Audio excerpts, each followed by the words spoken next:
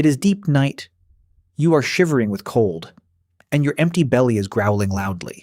You are crouched inside a dark stone cave in what will one day become South Africa.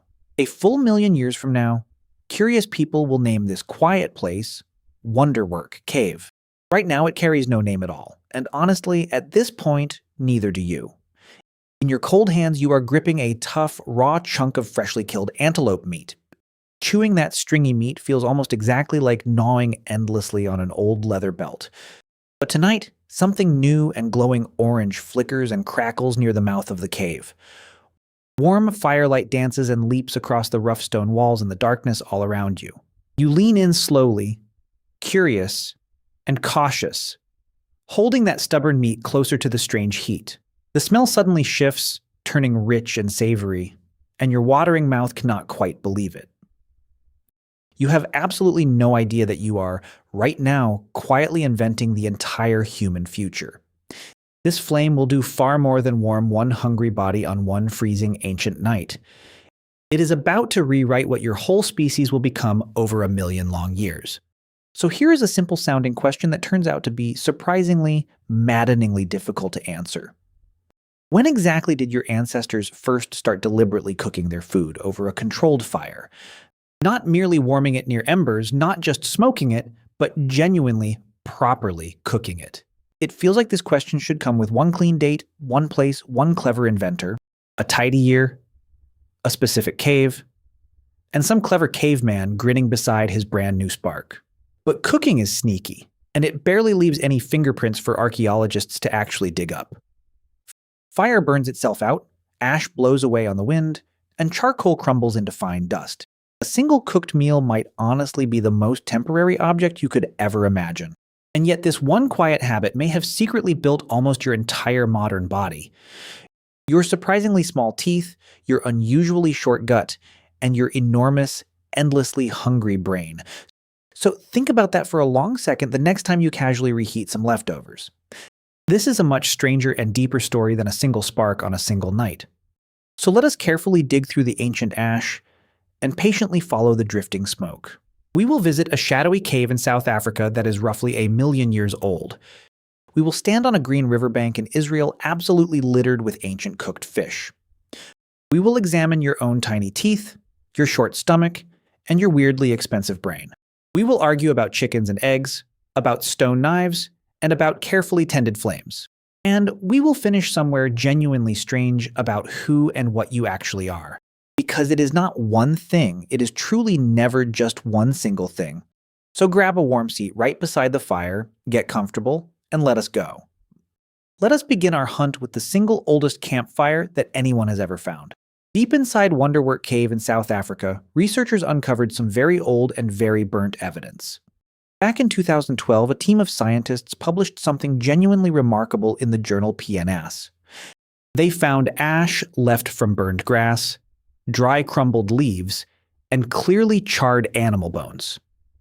That layer of burnt material turned out to be roughly 1 million years old. 1 million years, an unimaginable stretch of time before your own species even existed. Those fires had burned deep inside the cave, far away from its single narrow entrance. Lightning simply cannot reach 30 meters underground into the total blackness of a cave. So something clever must have carried that fire inside. On purpose and with real care. That something walked fully upright and possessed clever, patient, surprisingly capable hands. It was most likely Homo erectus, a genuine and direct ancestor of yours. Picture a shaggy ancient cousin gently tending a pile of glowing coals like a pet. He guards that precious little orange glow as if it somehow owes him serious money. And honestly, when you really think about it, that flame kind of does owe him. Newer studies keep quietly pushing the fire use inside this cave back even earlier. Some of that evidence hints at fire more than 1.5 million years ago. So cooking is very clearly not some trendy, recent little human invention at all. It may genuinely be far older than our entire species Homo sapiens combined. But simply burning something is still not quite the same thing as actually cooking it. And that small slippery gap is exactly where our whole story starts getting interesting. Here's the thing that almost nobody ever tells you about these genuinely ancient fires. A random wildfire is not cooking, and simply sheltering in a warm cave is not cooking. Real cooking means deliberately controlling heat in order to change your food on purpose. For that, you truly need a hearth, a repeated, chosen, and carefully maintained fireplace. And some of the best early hearths sit quietly beside a slow river in Israel. This important archaeological site carries a genuinely beautiful name, Gesher Benot Yaakov. Back in 2004, researchers reported those hearths in the highly respected journal Science. Those carefully studied hearths were about 790,000 years old. The burnt flint there was not randomly scattered around like some messy accidental bushfire. Instead, it clustered in tight little spots, again and again across many thousands of years. Those repeated clusters mark the very same fireplace, faithfully reused for countless generations. That, my curious friend, is a kitchen, a very old and rather smoky one. And scattered all around those hearths lay the charred leftover remains of ancient dinners. There was burnt wood from olive trees, from wild barley, and from wild grapes. Even better, back in 2022, researchers reported clearly and gently cooked fish at the site. The tiny carp teeth revealed the soft, steady heat of slow and careful cooking. That fish was not blackened to a crisp, but instead cooked gently and just right. Some patient ancient cook was essentially preparing a proper, satisfying little fish supper. That is roughly 800,000 years before your favorite local sushi restaurant opened. So by this point in the story, cooking was very clearly a real, regular habit. But to understand why they bothered, we must look closely at your own strange body. Here is exactly where cooking stops being distant history and abruptly becomes about you. Compare your own body directly to a chimpanzee, your shaggy and distant living cousin. A chimp has huge teeth, powerful jaws, and a genuinely enormous, hard-working gut. You, by contrast, have tiny teeth, a weak jaw, and a surprisingly short little gut. In fact, your gut is only about 60% of the normally expected size. Expected, that is, for any ordinary primate scaled up to be as large as you. That is a genuinely strange and risky thing for evolution to deliberately shrink. Both guts and brains are wildly, almost ridiculously expensive organs for a body to run. Your brain is only about 2% of your entire total body weight, yet it quietly burns through around 20% of your resting daily energy. It is a demanding little diva organ that endlessly begs your body for more fuel. Back in the 1990s, two clever scientists proposed a wonderfully elegant evolutionary trade. Leslie Aiello and Peter Wheeler named it the famous expensive tissue hypothesis. Shrink one costly, energy-hungry organ, and you can suddenly afford to grow another. Trade away a long, greedy, expensive gut in exchange for a big, greedy brain. But you can only safely shrink that gut if your digestion becomes dramatically easier. And almost nothing on Earth makes digestion easier than plain, simple, ordinary heat. Cooking is basically like quietly hiring a private personal chef just for your stomach. That little chef does all the hard breakdown work long before you even swallow. Homo erectus already had those noticeably smaller teeth and that noticeably smaller gut. Richard Wrangham argues that cooking is precisely what made all of that possible. His well-known 2009 book, Catching Fire, says cooking fed the brain and shrank the belly. And that is not a metaphor at all. It is your literal physical anatomy. So how does simple heat actually pull off this strange magic? Let us zoom in. Raw food is honestly like a locked box that your body really struggles to pry open. Take one raw potato, give it a determined bite, and it stubbornly fights right back. The starch hidden inside is packed away tightly in hard, tough, crystalline little granules. Your digestive enzymes can barely manage to pry those stubborn granules apart at all. Now, simply add heat, and those tight granules swell up and burst wide open.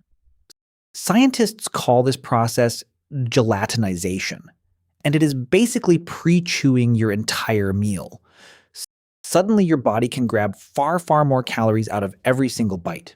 Careful studies show that cooked starch delivers noticeably more usable energy than raw. Resistant raw starch offers only about 2.5 calories per single gram.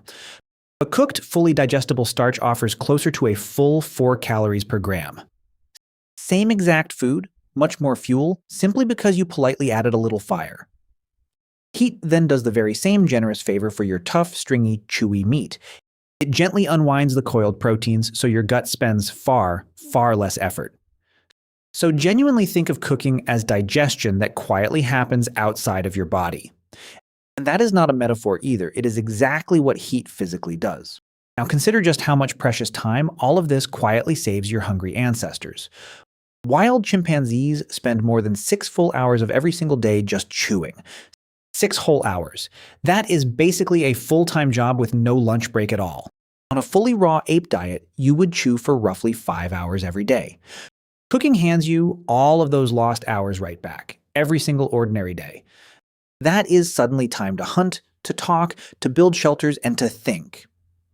Let's be honest, that is a genuinely spectacularly wonderful trade for anyone to make. But there is a sneaky chicken and egg problem quietly hiding underneath all of this. Wrangham says cooking clearly came first and then completely reshaped the entire body. But some other careful scientists raised an awkward and genuinely important little question. What if those smaller teeth actually appeared long before any regular cooking even existed? Back in 2016, researchers Zink and Lieberman ran a genuinely clever little experiment. They fed brave volunteers raw goat meat and a variety of tough, raw root vegetables. Then, they carefully measured the exact muscle work involved in every single chew. Raw meat, it honestly turns out, is nearly impossible to properly chew into pieces. But simply slicing that same meat changed absolutely everything about the act of eating. Slicing the meat and pounding the roots cut the required chewing effort dramatically. The test subjects ended up using about 17% less chewing force overall. That quietly adds up to millions and millions of fewer chews over a single year. Roughly 2.5 million fewer chews, every single busy year of your life. And they achieved every bit of this using only stone tools, with no fire at all. So maybe the real story actually unfolds in 2 neat and clearly separate steps. First, slicing and pounding gave those overworked teeth a welcome, early little break. Then, much, much later on, cooking finally arrived and completely finished the whole job. Fire, you could reasonably say, was the sequel, not the dramatic opening scene. So it is not one thing, it is genuinely never just one single thing. Your very face was slowly carved by both sharp stone tools and open flame together. So when did fire finally become a genuine, dependable, everyday cooking routine? Ancient controlled fires are rare, but everyday cooking hearths are honestly even rarer still. One single burnt cave is simply not solid proof of a reliable nightly cooking habit. For most of prehistory, the actual fire evidence stays frustratingly scattered and thin. Then, around 400,000 years ago, the ancient hearths suddenly begin to multiply. All at once, they appear again and again across many different sites and regions. In England, a site called Beech's Pit preserves one clear and convincing old hearth. It is roughly 415,000 well-counted years old. Across Europe, fire finally starts to look like a genuine, reliable, daily companion. This is very likely when cooking truly becomes a dependable, expected nightly routine. Not a lucky occasional accident anymore, but a warm, comforting nightly expectation. Your close evolutionary relatives, the Neanderthals, were genuinely skilled and thoughtful cooks too. At a cave named Shanidar, they charred, mixed, and even carefully seasoned their food. Back in 2022, researchers found their cooked pulses, wild seeds, and gathered grains. There were even ancient flatbread crumbs, roughly 70,000 remarkable years old. These clever cousins were making seasoned mush and bread over careful tended fires. So the full timeline of cooking really has 2 very different and separate chapters. Fire, controlled maybe 1 million or more years ago, is the very first chapter. Cooking as a strict daily law of life arrives a whole lot later. The original spark was ancient. The stubborn daily habit simply took its sweet time. But once that habit finally firmly stuck, it never ever let go of us again.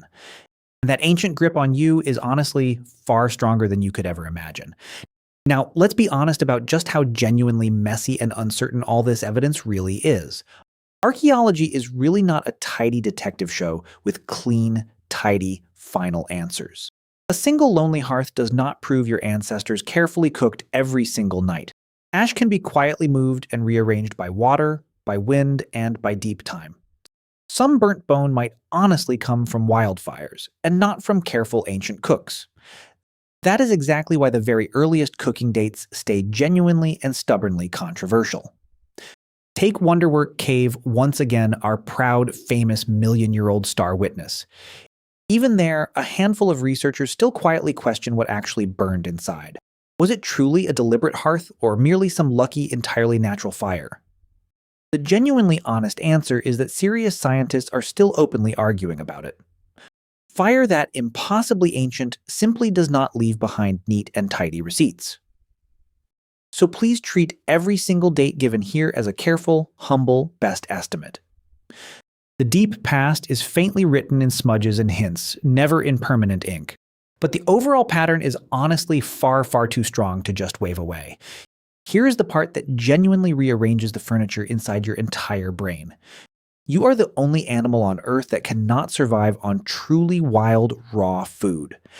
Every single other creature alive survives perfectly well on raw, completely unprocessed food. A wolf, a deer, a bear, a chimp, every one of them happily eats raw. But you are physically deeply dependent on cooking just in order to thrive. Back in 1999, a scientist named Kopnick carefully studied dedicated modern raw foodists. These were ordinary modern people eating almost entirely raw, uncooked natural diets. They had blenders, grocery stores, oils, and every single clever modern food trick. And yet, despite all of that, they lost genuinely dangerous amounts of body weight. The men lost around 10 kilograms, and the women lost around 12. Nearly a full third of the younger women stopped menstruating altogether. Their bodies had quietly, firmly decided that there was simply not enough energy. And remember, this was all with the full, glorious power of a modern supermarket. Now imagine bravely attempting that same raw diet out in the freezing, hungry wild. You would not survive even a single long, cold, hungry, brutal winter. So cooking is not just some fun little hobby your species happened to pick up. It is basically a whole extra organ that you conveniently keep outside your body. Your kitchen stove is really a second stomach that quietly lives on the counter. So here is the single line most worth remembering while you eat your dinner tonight. Cooking didn't just change your dinner, it slowly, patiently rebuilt the diner. You did not simply invent cooking as a handy, clever little modern convenience.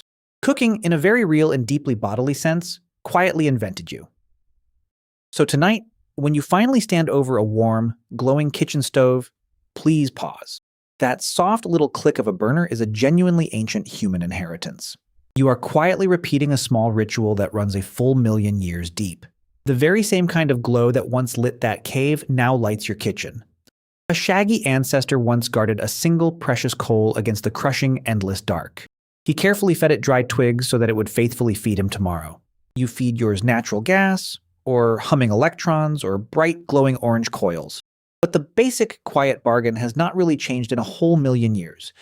Give the fire your food, and in return the fire gives you back yourself. You are not merely a clever creature that just happened to learn how to cook.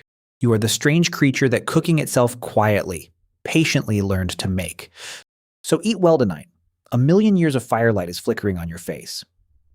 Look down at your own two hands for just one quiet second before you eat. They are the very same clever hands that once carried fire through the dark. The same hands that sliced, pounded, tended, and stirred for a million long years. Every family recipe you love is a faint, warm echo of that very first hearth. Every shared meal is a tiny, warm rebellion against the cold and the raw. When you cook for someone, you are quietly handing them borrowed ancient fire. You are saying, without any words, that you want them to survive and to thrive. That impulse is older than language, older than farming, older than any city. It flickered first in a cave in a pair of careful, hungry hands. And it flickers still tonight, on every warm stove, in every home on Earth. So the honest answer to our whole question really has two quiet, intertwined halves. Humans started tending fire perhaps a million or more astonishing years ago. But humans truly started cooking as a daily way of life only much later. Either way, the fire never truly left us, and neither, quietly, did you.